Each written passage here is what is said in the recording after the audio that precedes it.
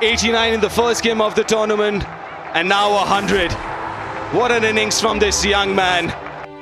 বাংলাদেশ দলের জন্য বড় দুঃসংবাদ। দারুণ ফর্মে থাকা নাজমুল হোসেন শান্তর এশিয়া কাপ মিশন শেষ হয়ে গেছে।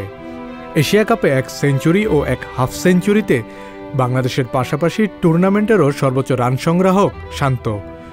193 রান নিয়ে পেছনে ফেলেছেন বাবর, মেহেদী, ইফতেখারদের।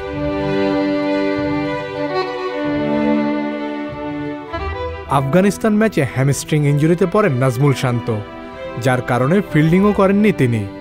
লাহোরের অনার্স বোর্ডে নাম লেখাতে যাওয়ার সময় দেখা মিলে তার খুঁড়িয়ে খুঁড়িয়ে হাঁটার দৃশ্য। তখনই মনে শঙ্কা দেখা দেয়, এশিয়া কাপ থেকে ছিটকে যাচ্ছেন কি শান্ত? সেই শঙ্কাই সত্যি হলো। পরে এমআরআইতে ধরা দেয় বাঁ পায়ের পেশির ক্ষতি, যে কারণে দল থেকে ছিটকে গেলেন শান্ত। বিশ্বকাপের আগে ফিট হয়ে ওঠার প্রত্যাশায় ঝুঁকি নেননি দল, ফিরে আসছেন দেশে।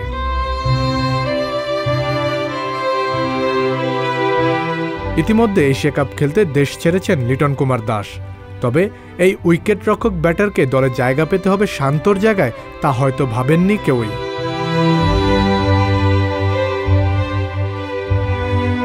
এই বছরটাই বাংলাদেশের হয়ে দারুণ খেলেছেন শান্ত।